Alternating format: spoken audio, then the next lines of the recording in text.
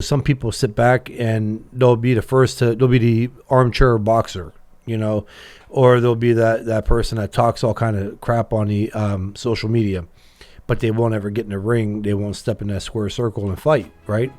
It takes a lot. And to also do it as a living, you're somewhere up here. You're not the same as some of the other people.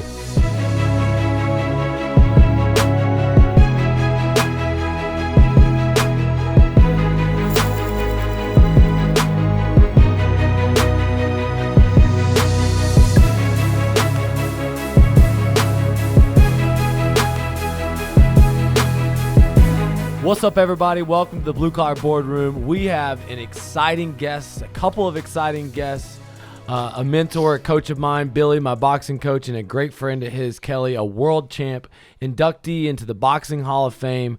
If you don't follow boxing, I feel bad for you because out of all the combat sports, I love MMA and everything, but there's nothing that compares to a real boxing match. I mean, the actual trading punches, the art of it. And we got Kelly and my coach Billy here to talk about some big things. These guys are from Youngstown, Ohio, the boxing capital of the world. What was it like growing up in Youngstown? I'll answer that one because Billy didn't. He grew up in Niles. Now, Youngstown, it's a blue-collar, tough area. You got great people.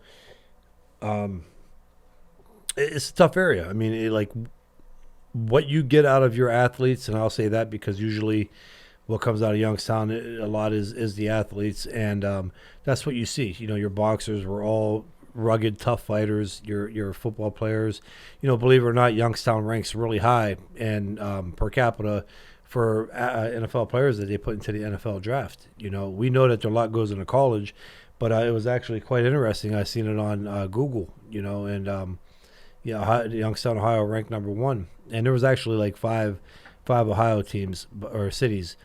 You growing up in Youngstown, it was cool. It was a tough area. And, I had good parents, though, and I just stayed committed to sports and everything else. Well, people don't know this, but I grew up in a small town outside of Dallas called Granbury, Texas. Family moved there. And being isolated from big town, you kind of get a bubble type perspective. But y'all's bubble was one of boxing where, Billy's talked to me about the environment of the mobster guys, the guys with cigars watching people working out in the boxing gym. When did y'all start boxing? I think I was 11, almost 12 years old when I first started boxing. No, you were around that. I remember when Billy came into the gym, So Billy started with another guy, didn't you? With Hobart. And he was boxing with him, and John Hobart would bring Billy in, and Billy would train.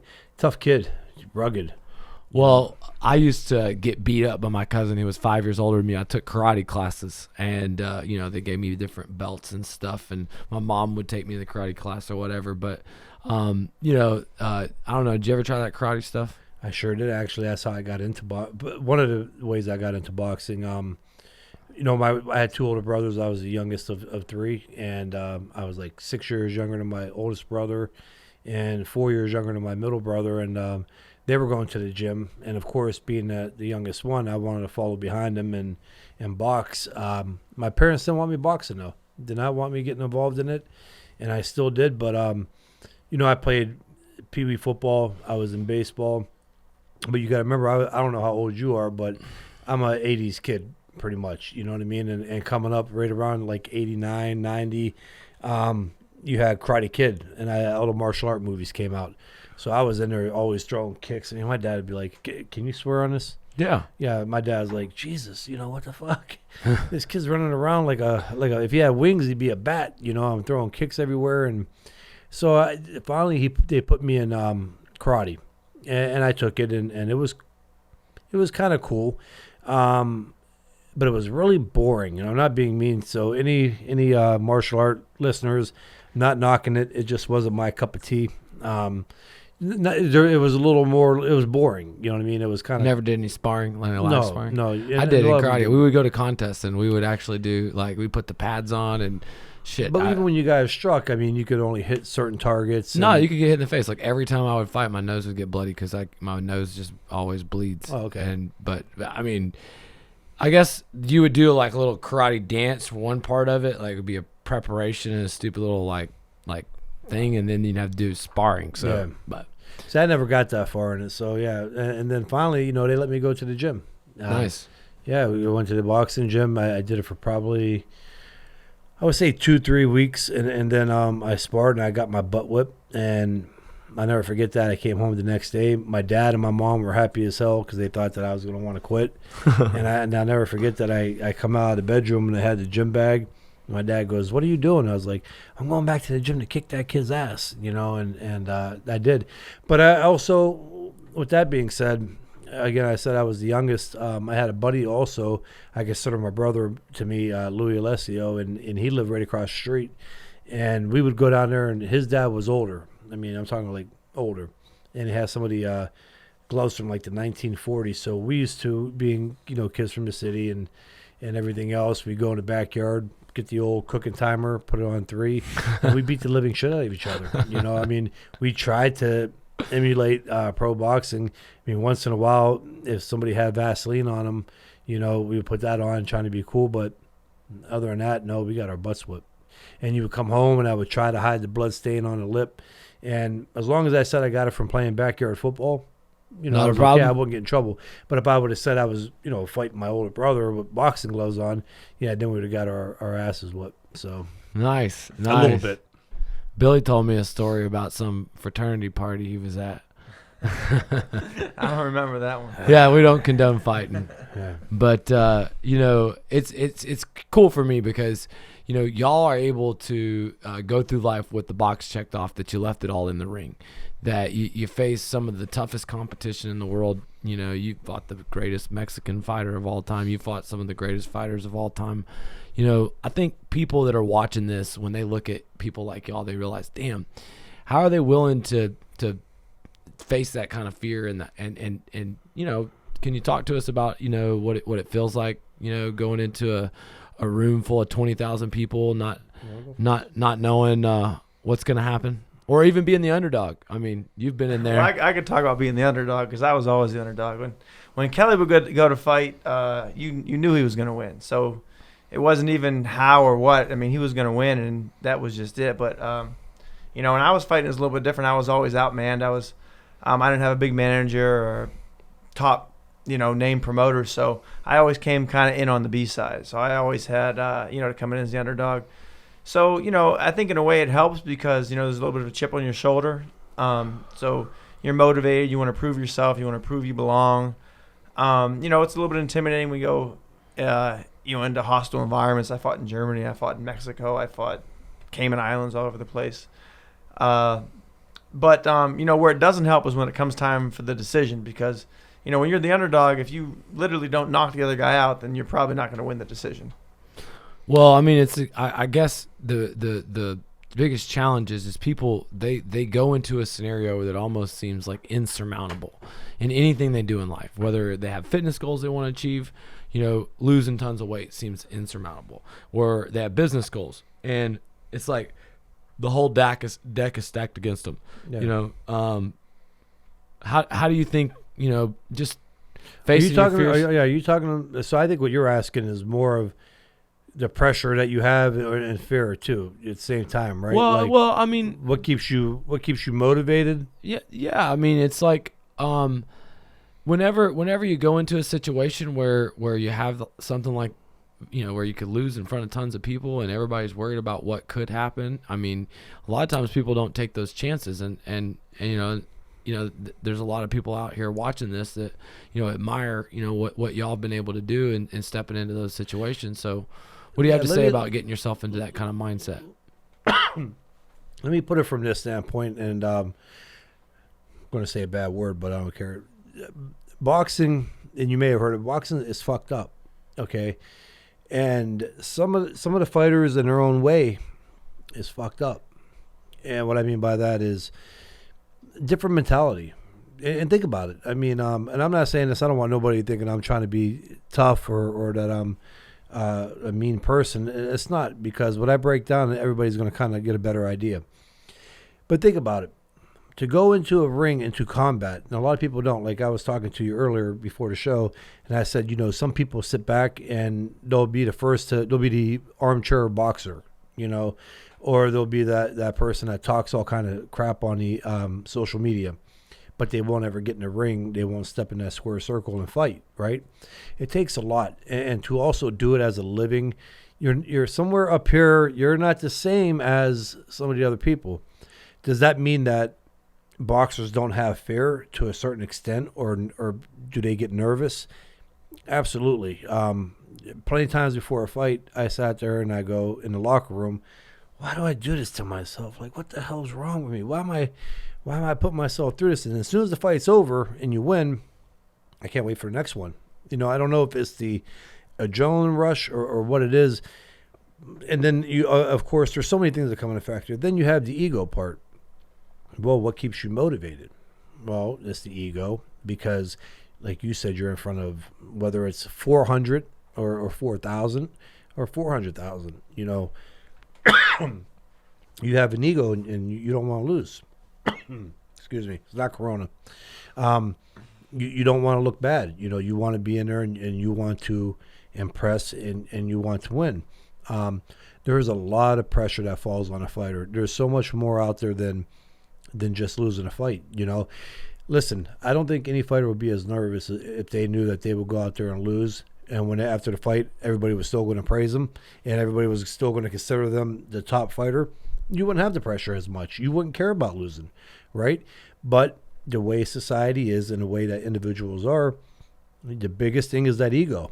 You don't want to be known as the person that loses, and you want to go out there. We and live in be a the world best. of fair weather fans. Mm-hmm. I mean, y'all known a lot about that growing up. Yeah. You've gone through the ups and downs. People are stock or ups and downs. And what do you have to say about, because you're very rooted to your hometown. You've got a family, Billy. I mean, you've been through it. What do you have to say about that? Worrying about what the crowd thinks of you. Well, you just can't. I just think any successful person, you always have to look forward. You're always looking at what's my next goal, what's my next challenge. And I think that's where people get caught up because, you look behind you and you look at people that aren't on your level. And, why would you bring yourself down to their vibration, or why would you bring yourself down to their level? And, I mean, it's something I was guilty of, when I was younger. I'm sure it's something we've all done is we worry about what people say. Kelly could win a championship and make millions of dollars. But There's a difference between what people say. That's not. I'm sorry, I don't mean to interrupt, but that's not what I'm not talking about. Like, my concern is not what people say. I mean, if I'm a world champion and what I did, not many has done, and there's not anybody that runs their mouth against me. I can guarantee if we were going battle to battle of success, I'm going to win that. So that's not like where I'm going on that. I was going more on the moment you're in the ring. You know what I mean? The fans, the reaction, being not just by one individual, but by people being regarded as the top. It's pressure. Everybody has it. Every human, just like, every fighter gets nervous before a fight, even if they say they don't. There's that. You still care on the perception of where you rank as a profession that you do, right? Nobody wants to just go out there and say, I want to be a decent painter. No, that's the analogy that I use, and the reason why I use it. Just, basically, I want to be the greatest in my sport. Yeah. I want to be the undisputed Floyd Mayweather. So, me going into the boxing gym helps me focus any negative energy, get it out. It helps me get in a good physical shape. But it also helps me whenever, people try and take advantage of me, also speak up for myself. It also, when someone's out there. I know where you're going.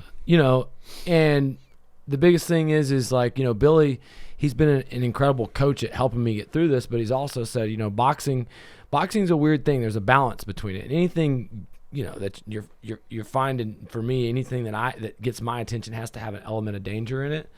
And so talk to me a little bit about, the consequences of and paying the price for that moment. Just in boxing, it's just such a dangerous sport because people literally die doing it. I mean, you've seen them die. I've seen them to tell you the truth, within a 3-month period, I've seen two people pass away. Well, one passed away in the ring right there in Youngstown. Yeah. And I saw my wife was there. I sat there. I was sitting there, and it was a crazy situation because end of the third round, it's a close fight. It's back and forth, and it's a 4-round fight. End of the 4th round, the guy his leg gives out. the fucking crowd starts booing. They thought he's faking an injury or something. So you hear like a bunch of boos and people upset and, you know, whatever going on. Next thing you know, he's in the ring. You see his legs shaking. The doctor runs in there. People run in there. They get the stretcher out. I think he died right in the ring. I mean, it's a terrible, terrible thing to see. And then 3 months later, I'm on a PBC card in Tampa. Another guy not from Youngstown, but fought out of Youngstown from Cleveland. Willie Nelson fought main event. A guy on the undercard, good-looking Puerto Rican kid, I think 20 years old, undefeated, had the whole world ahead of him. You know, he fights, gets in a tough fight. He might have won. I think he won a close decision. He ends up, I don't even know if he passed away, but he's in a vegetative state or died right after that. So, I mean, there's that element, too. It's a dangerous-ass sport. Yeah, I think it was just last year before the quarantine. Think about Nate Robinson. You had 6. No, but you had what was it? 6, I think, total, and you had 5 deaths in boxing alone on national television. I mean, I watched ESPN fight, and I literally watched a kid die. I watched him. I thought it was, I shouldn't say bad taste. ESPN is doing what they're supposed to do, but they pretty much showed the whole process of the kid dying. You know, he collapsed. They showed him collapse on the outside steps going out of the ring. Then they showed them carrying him off all the way to the back of the arena and into a ambulance. And you come to find out later that morning, you know, his wife had to come from Russia and fly to the States to pretty much come pull the plug on her husband. You know, it's horrible, man. It's a brutal sport. And the reason why it's so dangerous is, you know, if you get hit with an MMA glove, they're like 4 ounces. So you get hit with them, most of the time you're knocked out. So that's the end of the fight. So, you know, you think it's more brutal, but it's actually safer because when you get knocked out, that's better. Where the guys get really hurt and killed is the repetitive blows over again, where it's the 9th round, the 10th round, the 11th round, the 12th round. And, you know, another guy, Boom Vancini, he's from Youngstown, world champion. You know, when Dooku Kim, when he fought him and he died in the ring, that's when they actually changed the fights from 15 rounds to 12 rounds. But there was a lot behind that, too. Dooku, you know, was pretty much dead going into the fight, unfortunately. You know, that's why they left all the stuff. And I think it was one of the big reasons, but, you know, Dooku Kim, they should never have passed that fight. And that's kind of the fine line. You know, another topic that we brought up a lot, and I think we even talked a little bit, Billy. You know, you hear a lot of people say that boxing needs fixed because, believe it or not, compared to even UFC or MMA, any MMA, boxing is more dangerous. I know it sounds crazy when you hear that a sport is more dangerous than UFC, where they're elbowing, kneeing, kicking. But the difference is in UFC, the training's different. Them guys, you know, they'll work 2 weeks on ground fighting, wrestling, jiu-jitsu. Then they'll spend 2 weeks maybe on kicks, and then they'll work on stand-up.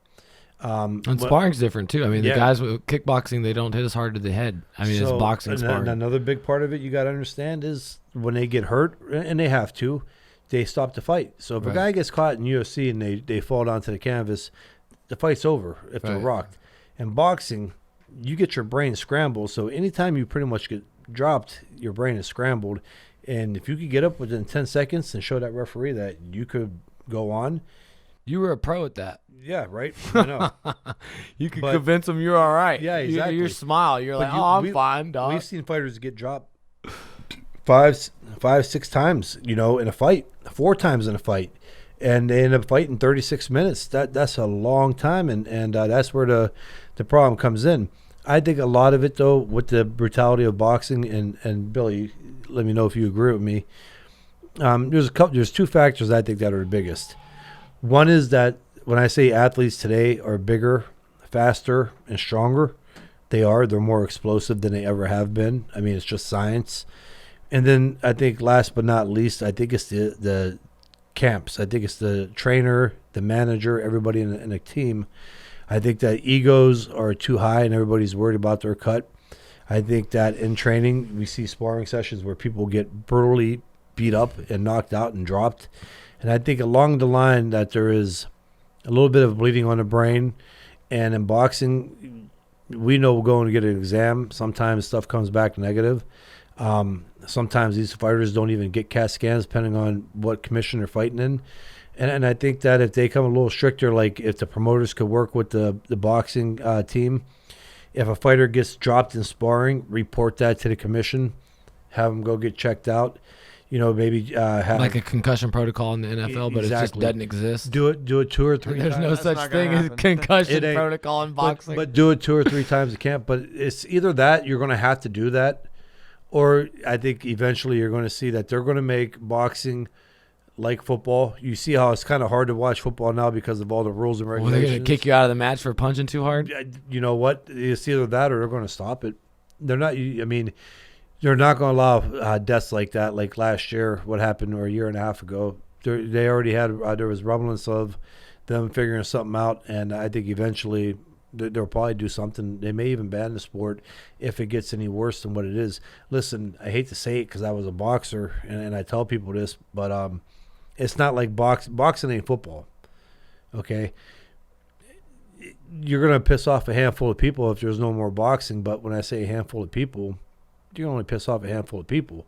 So they may do away with it. I wouldn't be surprised. And you can't do away with football because you have hundreds of millions that follow football. You know what I mean? Boxing ain't like that anymore. So, they're going to have to get their shit together. Somebody's going to have to come out of pocket and figure out the way to regulate and make it safer because it's a brutal sport. And people are getting stronger. Just your skull ain't getting stronger. Your brain's not getting stronger. And you're getting hit like that. This is the reason why you're having all these injuries. Well, a good thing you don't have to get hit in the head to enjoy boxing fitness because I'm in the best fucking shape of my life. I was measuring myself today. I was at 181 and 12% body fat, thanks to Billy always in my ear about working my ass off. But, I want to do amateur boxing as a way to, is there a safe way to do it? What is there? What do you? Billy says, spar once or twice a month. And, just kind of go and treat it as a hobby. And, what do you recommend? Yeah, because you want to keep your brains, man, your brain cells. So spar once or twice a week. Amateur is pretty safe, though. It is.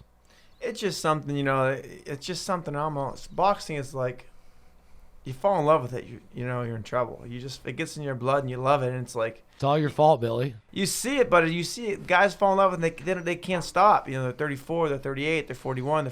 Even great fighters like Ali, it gets in your blood because there's no high like it. You can't get it from a woman. You can't get it from a drug. It's a different sort of feeling. I'm sure most of your listeners probably been in one sort of street fight in their life before, and so they can relate to the feeling of probably being nervous before a fight. So imagine that feeling of being nervous before a fight, compounded by the ring where everyone's watching you, then thousands of people in the fan, adrenaline. then people there, and then a whole team of people depending on you to win. So it just gets in your blood. But the thing about it is, my Russian guy, Sergey, that helps me, I told me, he goes, because, I even toyed with coming back. It takes a lot of discipline not to box. You know what I mean? When it's in your blood and you're still young enough and you can do it. He just looked at me and said, he goes, it's just not necessary. He said, it's nothing you do. Like, what the hell were we going to do? What were you, you made what you did, the career you had boxing, the money you made boxing. How else were you going to get that kind of life? It was something, I'm not saying, Kel, that you had to do it. You had a good family and things like that, but it was like, look where it brought you. What other way am I going to make millions? Blue collar millionaire. Well, Listen here. We're dropping bombs by knocking motherfuckers out. Or a doctor or a fucking historian. Yeah, so let's talk about this knockout rate because this guy, Kelly, he's kind of very humble, but let me tell you, I don't know about the statistics, but at one time you had the best knockout rate for a middleweight fighter, period. No, I still rank, I believe, third. The last poll that was out, or whatever you call it, stat guide, I was third highest. Third highest. Statistical Triple G knockout. And Gerald McKellen are the only two that have a higher knockout rate.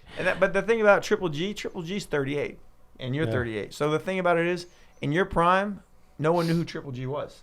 Yeah. So like, if you go back to 2007, and I could pass Triple G up if he fights 2 more fights and goes to decision or gets beat, Yeah, but in your times, if you take your prime and Triple G's prime, say 25 to 30, you accomplish way more in that period. Oh, absolutely. So, So you would be thinking about getting down to fight Canelo. You would be about the same size as Canelo at 164. In my prime, yeah. Damn. Not now. You're gonna have to cut limbs off to. Yeah, for real. Yeah, but you got to look. Canelo's 5'8.5", 5'9". This guy's 6'2". Right.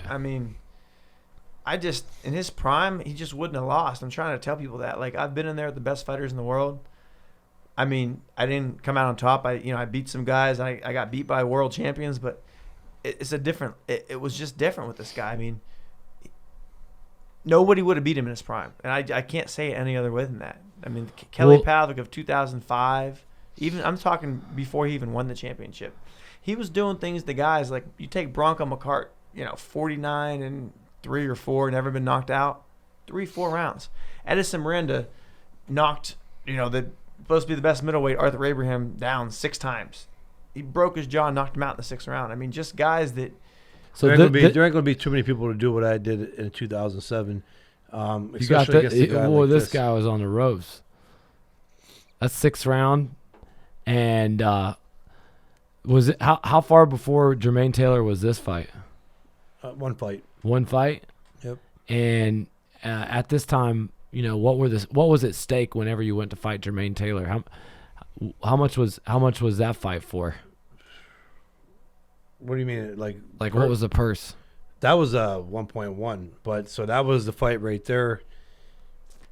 I lose that fight, I'm probably either kind of like starting back over again from the Zartucci level and big pay decrease, or knock him out, or one like I did, which led me into the now you're talking 2.5 a fight. So we're watching this fight real quick, and I don't know where you are, where he got you. What round did he catch you? The guy with the Ohio State trunks on. Oh yeah. You like the Buckeyes? Huh? Like my son's been infested by Buckeyes. So is it the first round that he knocked you down in this fight? Second. So it was the second round. Yep. So what's going through your head whenever you get hit with these shots that are just like put you down? Well, I was doing good in that second round right there, and he caught me. I mean, he caught me with a good shot, and I stuck my tongue out.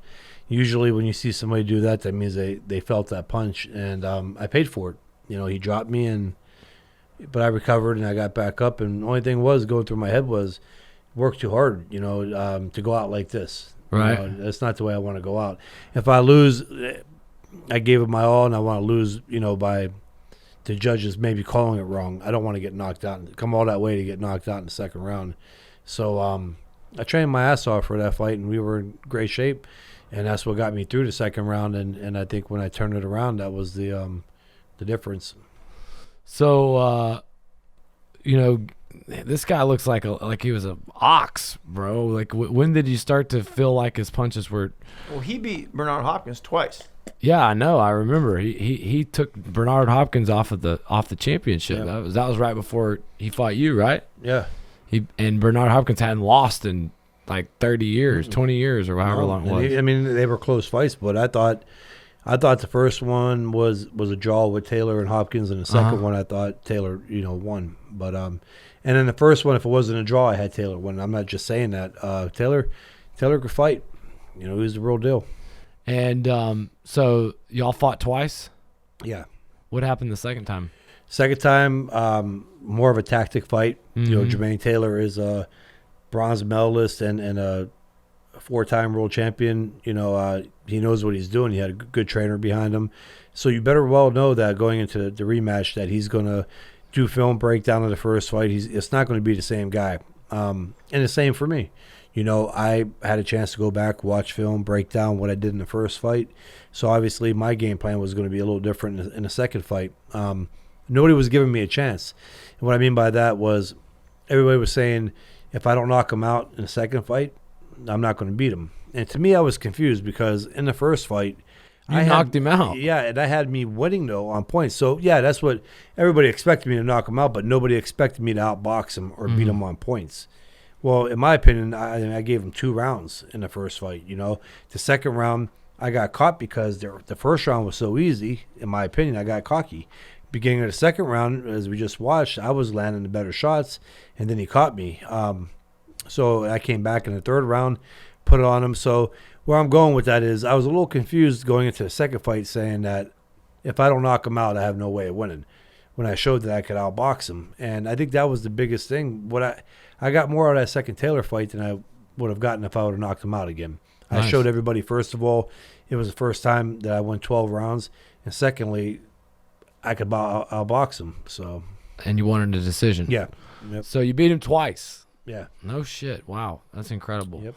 And Billy, what was your most defining moment in boxing? Oh, probably when I fought John Duddy. He was ranked number 2 in the world at 160, and I'd always fought at 154. So I fought at 154, and I'm not the biggest guy in the world. So that's junior middleweight. So I got a call to fight him, and they took my fight because they thought I was gonna be an easy fight. I had a few losses already, and I was going to his hometown, and it was like I don't have a lot of knockouts, so they're like, we're gonna pick this guy. It should be a safe fight. And the fight before that, I actually fought a guy named Vanis Martirosyan, and I gave him a really tough fight. It was really close. It was in LA. I lost a close decision, but he was an Olympian. He fought for a world title. He fought the best guys. And I was right there with him. And after that fight, I lost. And I said, you know what? Shit. I said, I'm just as good as these guys. Like, I got a feeling. It was hard to explain, but in my heart, after that fight, even though I lost, I knew I belonged with the top guys. So I took the Duddy fight, and I watched, seen him on video, and it's like, I knew that, he was a good fighter, but I knew that he wasn't the best number 2 fighter in the world. I knew that he was something that they put money behind. He was good looking. He was from Ireland. He had a good story. He was, a good boxer, but it wasn't great. I said, I'm going to win this fight. Like, I know I'm going to win. I just had a feeling. And a lot of times I had, taken fights on short notice. Call me, a week before a fight or 2 weeks before the fight, and I would just go fight anybody because I didn't, I was almost like a ego thing or a macho thing where I didn't want to turn down a fight. I don't know.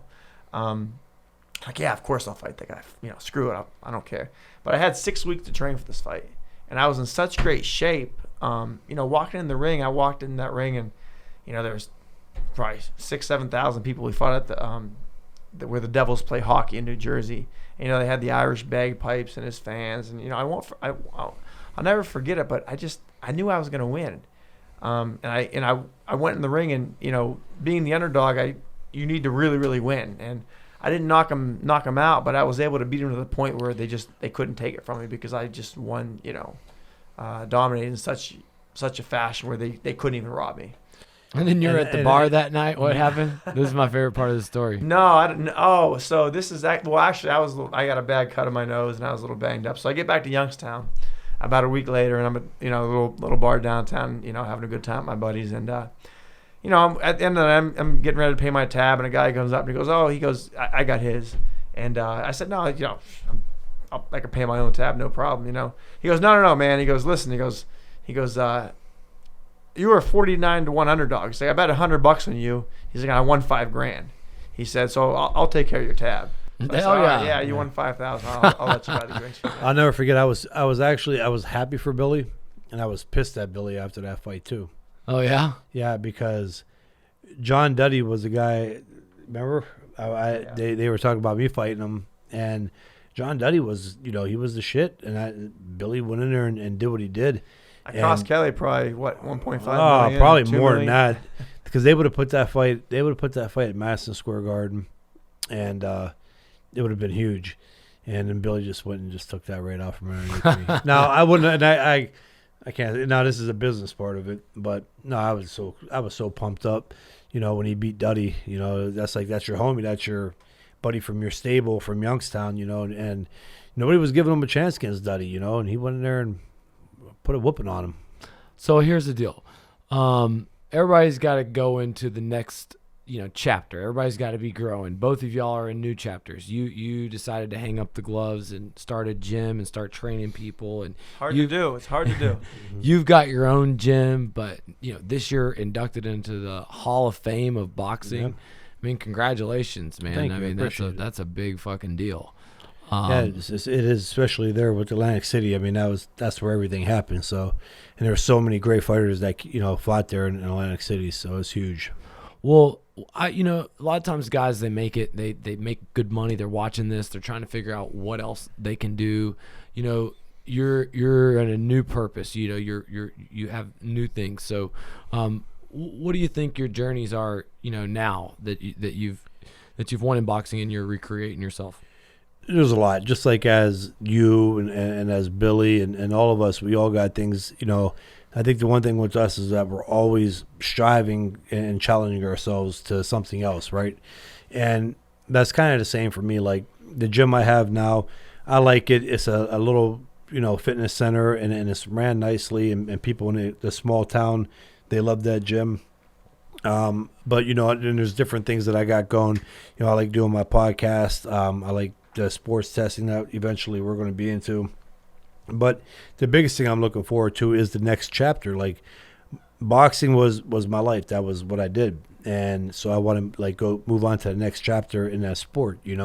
I'm retired. I've been retired. I'm happily retired, but I still want to be involved in the sport, and I want to bring up young fighters and champions, and that's what we're looking at now. Well, we got here because we wanted a boxing seminar with Kelly. Oh yeah. I told Billy we got to get him down here, and Billy, you said you'd paid the price, the blood, sweat, and tears. You did the diet. You got the shit beat out of you. You made the money, and you were sick of boxing.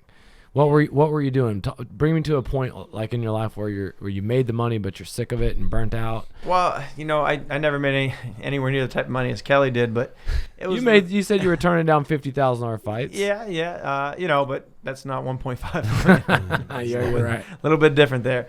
But to me, it was something where the passion was gone. Mm-hmm. I was 27 years old, and my body hurt. I had been doing it my whole life, and boxing is a year-round sport. It's not like football where there's an off season. There's no off season in boxing. So it wasn't in my heart anymore, and I would get calls for fights, and my manager would say, "What are you, crazy? $50,000?" He says, "Someday you're gonna get in the real world, and you're gonna see how hard it is to make 50 grand, and you're gonna wish you can go make 50 grand." Or I remember I was I think 24-8. And I got a call to fight Anthony Mundine in Australia for 50 grand. He was a champion over there, just famous rugby player, and turned a really good boxer and won a few championships. And I turned it down because it wasn't in my heart anymore. And it was hard to do, you know what I mean? I always believe when you get greedy, that's when bad things happen. So what'd you do after that? So after that, I went back to school. I had a couple more semesters of school after to get my teaching license, and I'd been to Florida before. I always wanted to live there. It was hot, it was warm, it was beautiful. So as soon as I got my degree, I just went down to Florida. I said, I'm just going to start fresh. No more boxing. I don't want to think about it. I'm going to come down here and be a new person. I'm not going to think about boxing. And I didn't for a while. 2-3 years, went down the road, 3 or 4 years actually. I met my wife, got married, didn't talk boxing, didn't watch it on TV, didn't do anything. And then that old dog, that little itch came back a little bit. What caused it? Gosh, I don't know. I guess maybe I was just. I knew I was. I don't know when missing something. Yeah, when you're boxing, you're somebody. You know who you are when you're boxing. You're you. You're in the ring and you depend on yourself, and it's on you if you win. It's on you if you have a team, but it's on you if you lose. And I was out there and I was having these, 7th grade kids just talking shit to me. I couldn't say anything back to them, the teacher. You know what I mean? You just feel like the man. You want to go abuse some children? Yeah, right. The man stepping Hands on you. are rated E for everyone. You got the teacher. You got everybody. You're trying to sit there, keep your mouth shut. And I'm thinking to myself, I fought for the fucking world title, and here I am, So I kind of got that energy, that spirit back in me, like. I'm not just going to sit here at a desk for 40 years and just be happy to have my summers off and make. No, Napoleon Hill says it's resenting poverty. Yeah, that's a good way of putting it. And I guess I still had a little bit of a chip on my shoulder. Kelly, he made it. He won the belt. He's the champion. He's set for life. And he was close to you, and you saw it. And I saw, and I never had that sort of ability. But I feel like this fucking interview is coming at me, like I'm getting attacked. No, you're the champ. You're the one. Oh, I know that. Yeah. I'm saying that I kind of still had a chip on my shoulder where, you need to prove yourself again. Exactly. And I just had to. I knew I was done getting hit in the head. I mean, it was hard to turn it down, and especially when I think I could still do it at a high level. Especially when you see ball-headed roofers go in there, think they know how to box. Well, when owning a gym, everyone wants to get in the ring and spar you. Hey, let's get in the ring, and it's just like I don't even want to open up that Pandora box because what am I going to go spar one guy and get hit and hit him and get the best of it? Then the next guy wants to spar, and pretty soon I'm the guy sparring every day getting hit. You're the champ. You're the champ again. Right. I wanted to transition to kind of a more of a I own the gym. I'm the trainer now. So. Well, you've been a great trainer, and it's been a hell of a journey. But we have a new purpose. I got a lot of people that have been asking me about boxing, and for this year, there's been a lot of changes. I mean, with COVID and gyms, how did it affect y'all's gyms when that happened? I was fortunate as much as you could be. I had to do the 3-month shutdown, and then we opened back up. But everybody's different, some people that's their living, like that's their day-to-day living. So it sucks. And I can understand that. For me, I didn't like falling behind. I didn't like being shut down for 3 months, especially when you're used to a period now where you're just go, go, go with so many different things. And then you turn around and you're sitting there with one thumb in your mouth and one thumb in your ass waiting for somebody to blow a whistle and say switch. You know what I mean? It sucks. You go from 3 months of nothing, just sitting there. The cool thing was I got to catch up on every series that I've ever Cobra missed. Kai. I saw your Cobra Kai Absolutely, outfit. Cobra Kai. Dude, Game of Thrones. Game of Thrones has been out for like a decade, and I caught up on it last. Well, Billy, you were fucking I was fighting mad. for your I was life. pissed. Yeah. I was mad. Thank God you live in Naples. But he rebounds quick. So Yeah. yeah. Well, no, I was just mad. I was just upset. Like, this is America. I mean, like, what happened? I just couldn't believe that everything shut down, and I was just upset about the whole situation because, if you want to shut my business down, all right, hey, look, shut me down. I won't say a word about it. Pay my mortgage, pay my rent, pay my rent at my house, pay every bill, and I'll sit there and just be a good citizen, or whatnot. But I mean, that's bullshit. They don't have the right to fucking tell us to shut our this is America. shut our business down. No one lives under a rock. Everybody knows the risk. Yeah. I'm not saying it doesn't exist. Yeah, Of but course they don't not. have the right to tell you to shut the business If you don't want to come down. in the gym, that's fine. But people should Yeah. should have the free will or the choice to go make their own decision. And then I felt like I didn't have. They're taking my livelihood away.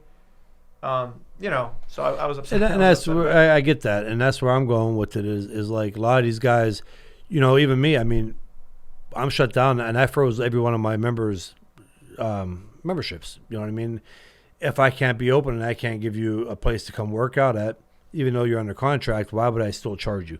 It's an asshole move. You know what I mean? And a lot of gyms still charged. And I can understand too because you got to make the money. And the reason why I can understand a gym still charging and I couldn't get mad at them is because the insurance companies didn't care that you were shut down for 3 months. The landlord didn't care that you were shut down.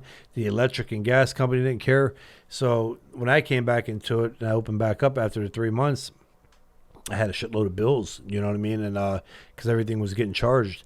But I was fortunate because, unfortunately, one of the gyms in the area closed down because they couldn't make it through the COVID. So I ended up getting all their members, Oh, nice. And usually that time of year in June when we're able to open back up for any type gym like mine, fitness gym, that's a downtime because everybody's training out, they want to be outside. And so we got bombarded, and that was pretty cool. But, so now, with my gym, it's fun. It's something that it keeps me busy. I mean, I'm there off and on. I get in there mainly to get me a workout. The gym, fairly easy to run. It runs itself pretty much. So, but again, involved in other stuff too. So, Well, I'm on this new journey, and it's to open up a boxing gym. I'm going to be the first franchise holder of the Sweet Science Boxing and Fitness System. We're going to be documenting the journey for everybody because, Billy's model is really, it relates to everybody. It relates to weekend warrior like myself, young guy wanting to learn boxing, somebody wanting to become a world champion, or a mom that's trying to lose weight. And, you've got even a rock steady class, people with Parkinson's that cure their Parkinson's. And, for the ability as a contractor to, with a new gym, my goal is to, of course, create a different revenue stream. But, I always tell contractors, if you want to grow your business, you need people, you need customers. And it's just going to be another pool of people that we are going to know and that are going to know my family of companies that may decide that they need a job or may decide that they need a roof. And so you're going to be like Home Depot. You're going to have a little roofing counter in there for jobs and for roof inspections. But we just went and checked out the big venue. And what we're doing here is a big picture plan to future-proof your gym in the future. And I'm just really excited because I just think we have something special. I've never seen another gym like mine where it's just such a diverse crowd. I have black, I have white, I have Haitian, Mexican, Hispanic, Dominican, every race, every nationality. I have my youngest member 7 years old. Old people, young people. My oldest person is 78 years old. Women, and they all come together, and all the nonsense they see on TV, all that. Vegans, carnivores. All that doesn't exist because everybody's there working side by side, working hard, and just trying to become, a better version of themselves. And I'm excited to try to bring that, to more people, and really, just to bring something authentic. I think people are at a point now; they're so sick of things being shoved down their throat. They're so sick of the corporate way of the cookie cutter, the JCPenney boxing, where we're going to jam this down your throat and you're going to like it. No, look, come to my gym. You're going to get an authentic experience. And we're going to bring that model everywhere. All over the country, we're going to bring that model. And they're going to get authentic boxing. They're going to learn how to box. They're going to have a great time. They're going to get in shape. And they're going to love it. And they're going to be glad they came. What's really cool about it is that you are on the forefront of innovation for boxers, and you have one of the fastest growing online training platforms for people to learn from you on every single one of the workouts that we do inside of the gym. And Kelly, you've also got in there boxing instruction. Yes. On how to throw each and every kind of combo, punch, fundamentals, move your feet. And so what made y'all do that? When did y'all start working on that program? So with that one, going back real quick, Billy, on the Sweet Science with the gym, it's also like what you being involved. People don't realize, we talked a little earlier about this, and kind of like with the app, same thing. With Billy's gym, you got a former fighter, not only a fighter, but a world title challenger. Who the hell else do you want to learn from? Who would you go to? That'd be like me going to a football camp, and if I see a guy who lifts weights and got muscles, or I see Barry Sanders, who may be fat and over shape, even though Billy's in good shape, I'm still going to go to Barry Sanders, right? Because the man done did it, and I know that. And the same with Billy. I mean, you got a professional fighter that's been there, done that. So, and he's hands on. That's what's big. But with the app, yeah, it's kind of the same thing. I mean, Billy actually brought it up. He approached me on it, and I said, why not? You know what I mean? At first I was kind of like, I don't know, man. It's, got a lot going on. It'd be a lot of time. You're in Florida, I'm up here. But we made it work, and it turned out fantastic. And the big thing about the app, we have a great product. The app is a phenomenal product. That's what I'm going. It's one of the fastest growing, best rated apps. Yeah. It's got a new workout for every day. And the biggest thing that nobody understands is, again, you're not getting a beach body guy. You're getting real fighters that been or done that. On top of that, you're getting strength and conditioning workouts that you don't have to worry about later on at night saying, well, I did my boxing, now I want to go muscle tone. We give you that. Then the biggest part is, I think, the nutrition plan that we give you. Okay, so Billy's wife put together a great meal plan. Everything else, you get grocery list. Oh, and she's Miss Organic. She does the elderberry exactly. syrup. Oh yeah, I got that too. I bought that off of them. But here's what people don't understand. I was talking with Chris Algieri, who is a former world champion. I was checking that out. It was a good interview. Yeah, and he's a nutritionist and cooks for world champion fighters. I was telling him, I was like, people don't understand how easy that is, like how great that is to have on an app. Everybody that goes on diet, usually after a week, they get tired. They don't know what else to make. They get, okay, rice, chicken, this, that. It's the same shit.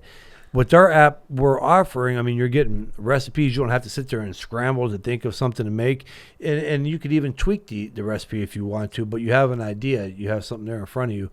The app, just all around, everything about the app is great, and it's totally made for the people. Well, what's really cool is we're holding a big conference, and Randy Couture is coming there, and I'd really like for you to join us. Okay. Billy's going to be there, but just having a champions panel, my contractors, we have something big we're working on called the Contractor Fight Club. Yeah. And you said amateur boxing was safe, so we're going to put helmets on. Yeah. And we're going to walk we're going to punch each other a little bit. I think helmets, like headgear or football helmets. Was that old show back in the early 90s? Gladiators. Yeah. Remember that? Yeah, that's that's a good idea, because we have this little war camp set up. I got this perfect spot. We get pugil sticks. Beat the shit out of each other. Yeah, great.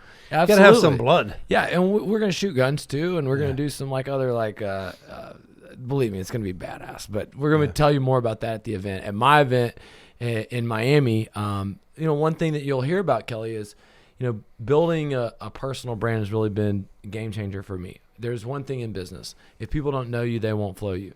people know who Kelly Pavlik is. Yeah. Kelly Pavlik has been on HBO. He's made a lot of impact in the world. Now, what we want to do is we want to make lasting change for people in their fitness journey and their life journey without having to get hit in the face. And, essentially, I'm never going to be a guy that takes it as seriously as these two have in boxing.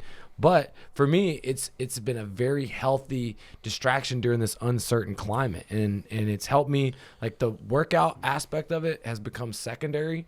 You talk about pressure. We talked about the moment. We talked about buildup. I like the idea of preparing for a fight. I know a lot of people in business, entrepreneurs, can align with that idea that there's a moment that they're preparing for. Yeah. And so, I want to give people that opportunity.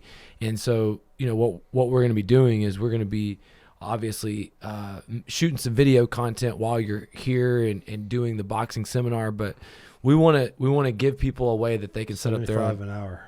Yeah, watch out. Yeah.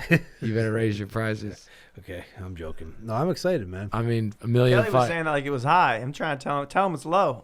75, 150. Yeah, 150 an hour. Okay, fair enough. Yeah. No, but I mean, my guys, even the people in my company, we brought them down for a day. We did the Spartan Day where everyone in my company went out. We ran, we did jujitsu, we did boxing. A couple of the guys got in the ring and sparred. And I had a fight with everybody watching. And this kid, we told him we'd pay him $3,000 if he could knock me down.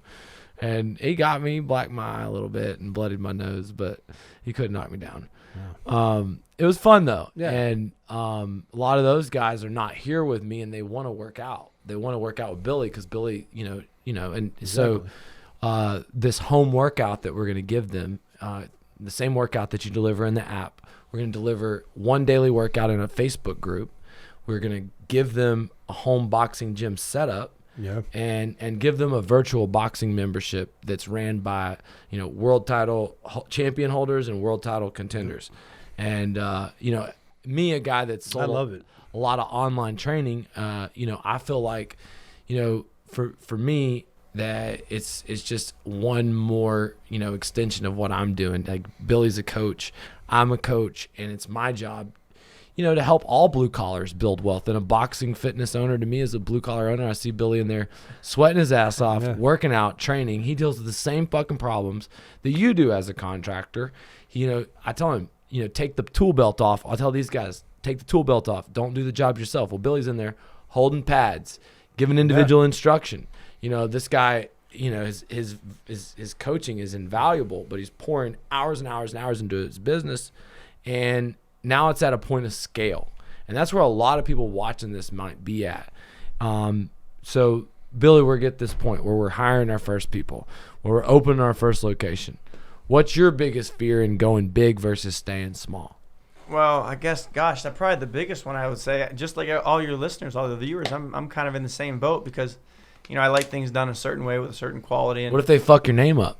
Yeah. What if they say Billy sucks? Sweet Science Fitness sucks. Your system sucks. They don't know what the hell they're talking about. I just want to make sure that. What if they call you a pussy? Well, he is a vegan. Well, I don't worry about that stuff anymore. But I'm joking. The thing is, how do you bring this great product, this great service, and how do you expand it with keeping the authenticity, with keeping the unique specialness to it? And a lot goes into that, and that's something that one of the challenges and fears I have, as we're growing. But this is what I say to my contractors. The guys think it's so special how they hang cabinets and how they do a roof and how they do a fucking. But I mean, how special is it if you only do one at a time? I mean, don't you want to fucking be known by millions of people? Well, yeah. I mean, the goal is just to provide service to more people. So right. If we're providing great service to more people, then I'm happy too. And it's just having trust in other people, taking the tool belt off, and sometimes you have to take a step back and you have to trust a little bit, and you might have to let somebody make a mistake and realize, all right, well, that's not going to be the end of the world. One mistake, somebody else. One thing about the business world is that, unlike sports, if one man can do it, another man can too. Mm-hmm. And we don't all have the gifts of Mr. Kelly here, but I will say, like the guy whoever was behind Title Boxing, you almost bought a Title Boxing franchise, $100,000 down payment, big franchise fee. fastest growing franchise around. Mayweather's got a franchise. It's $100,000. Point is, one day they decided to do it, to build a boutique fitness place where people could get personal coaching in a group and it has grown over the years to become one of the fastest growing fitness franchises around. And so now with the changes, if we can, with my gym and maybe your gym and other gyms, build a platform for other people to open a boutique boxing fitness gym that, within their first year can net a 6-figure profit, which is a very hard thing to do in any business.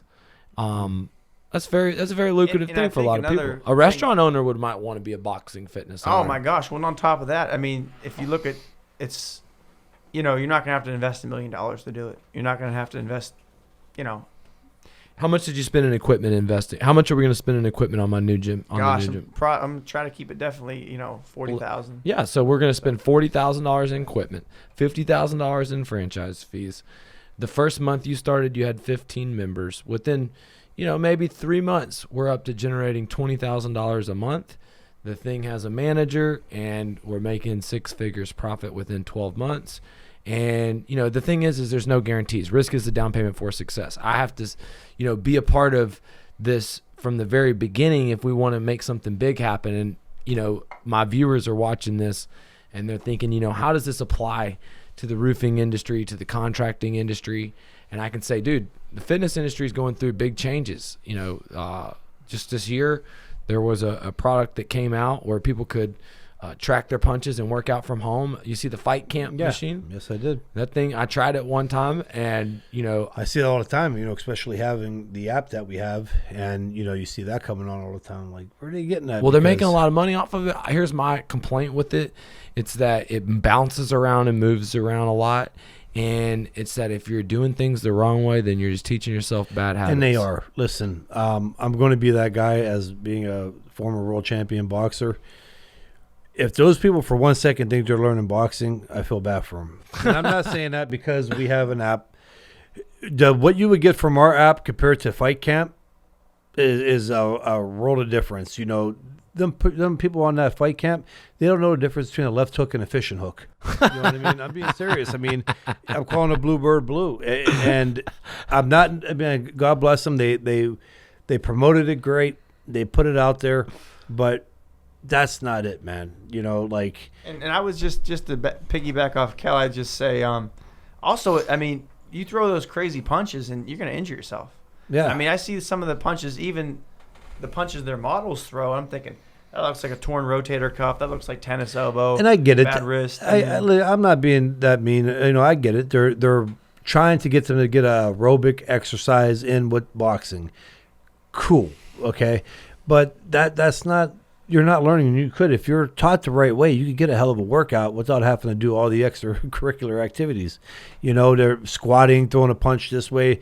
Again, the people that are giving the instructions, they don't know what the hell they're doing. And when you could do an exercise like our app, probably for cheaper, I believe, a lot less. Well, one thing that we've kind of came up with a cool incentive is a way to get a daily workout from Billy in the gym, 15-minute breakdown of the exercises, and then a way for these boxers to be a part of an online community where they can drop their videos of them punching the bag, of them hitting mitts, and just get a little critique, and a little feedback on it. Get a little feedback, and like tomorrow we're gonna have a seminar day. We're gonna do some live sparring, and you're gonna do some commentary, and just let people just have a little insight. And what I really think people that are watching this should realize is, for one, I was not motivated to go to the gym to look good. I wanted to be in good shape for my mind. I want to be in good shape for my body. I mean, for like my business, really. And going to the gym and boxing made me realize, well, maybe I wanted to prepare for a fight. That caused me to get in a lot better shape than wanting to look good. And maybe people are crazy like me, I don't know. But if you are, and this is going to be a great community. No, there's a lot of people. I mean, you're a competitor. You got drive. I mean, obviously, you're in a situation that you are because of that. Billy, same way. Me, same way. And there's a lot of people like that. You know what I mean? The biggest thing is, though, you act on your fears and what you want. You know, you act on it. And that's how you get ahead in life is acting on it. You know, but with going back on that, too, I just want to clarify because I do have a microscope sometimes. I'm sorry, Fight Camp. I wasn't trying to be mean. I was just no one gives a fuck. I was just being honest. You know what I mean? We have the better product. Look, we got I'm pissed off. You know, I worked my ass off in boxing to have somebody going around throwing half-ass shit. Okay. No, we're gonna have something badass at the Contractor Fight Club. We're gonna teach guys how to throw a good punch. We're gonna do a fight camp, a workout where over 3 days they face the fears in their life. They learn how to fight. Then they're gonna go cross it off the ring and get. I gotta watch, man, because I'll have, like, you guys don't understand. I'll have fucking hate mail and shit in my inboxes. Like, I'll have the head owner of Fight Camp saying that he's connected to somebody and they're gonna come. I get all kinds of hate mail. I already got. We have to go back through editing on some of the things. So, hey, thank y'all for doing my podcast, man. Well, it was fun. We had a good time, man. Absolutely. And there's gonna be some incredible fucking Always lessons. fun with my homie. Yeah, it's great. Yeah, Good dude. to have you down in Florida. Always Yeah, man, we're gonna do some big things. We're gonna do some big things, and this is the thing, Kelly. You know, just we want you to spend more time with us down here. It's not Rome's not built in a day. And tomorrow, what we're gonna be doing is we're gonna be creating content. We're gonna be mapping out this online program that we're gonna be giving these contractors and other people a daily workout, access to it, a Facebook group. Guys, if you want to be a part of the Contractor Fight Club, we want to send you a virtual home boxing workout. We want to get you daily workouts from Kelly, from Billy, and we want you to hear all about this at the event. We're going to have a champions panel, and Randy and Billy and Kelly, if we're lucky enough. If we're lucky. Oh, you got me, man. Okay. All right. Well, dude, the Blue Collar American Dream Conference is going to be amazing. It's only 1 month away, and it's about more than making money. It's about finding quality of life, and I don't think men can find that without a fight, without going up against a struggle, without some resistance. And if you're watching this right now and you're running away from something that's preventing you from who you are, hopefully you find a little inspiration. Start with your physical fitness. Start with the idea that if you just go in here and treat it like 7-8 hour a day workouts, sometimes it's just the commitment and the drive that overcomes every weakness. And none of us are perfect sitting at this table. And I think that my audience members, that these guys aren't perfect either, but they want to find a way to have success in spite of it. If you work hard in practice, if you got good coaches, if you train and you want it more than anything else, then you can reward yourself in the end. And it's been said 1,000 times for years and years. So, I mean, I think everybody knows the motto now. All right, guys. Thank y'all for doing this. Appreciate you. Appreciate it.